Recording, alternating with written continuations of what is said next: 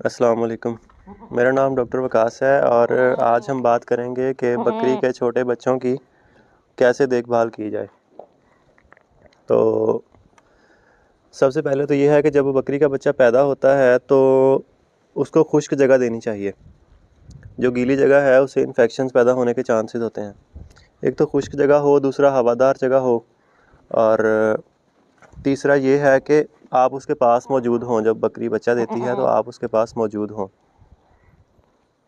सबसे पहली चीज़ जो देखने वाली होती है कि जब बच्चा बाहर आता है तो आप देखें कि अब वो सांस सही से ले रहा है या कोई इस तरह का कोई इश्यू तो नहीं है उसे। तो आप उसका नाक और मुंह अच्छी तरह साफ़ करें कपड़े से, और उसके बाद उसे बकरी के आगे रख दें चाटने के लिए। तो बकरी उसे चाटेगी, उससे उसके जो ब्लड सप्लाई है जिस्म के अंदर, बॉडी के अंदर, वो ज़्यादा होगी, बेहतर हो जाएगी और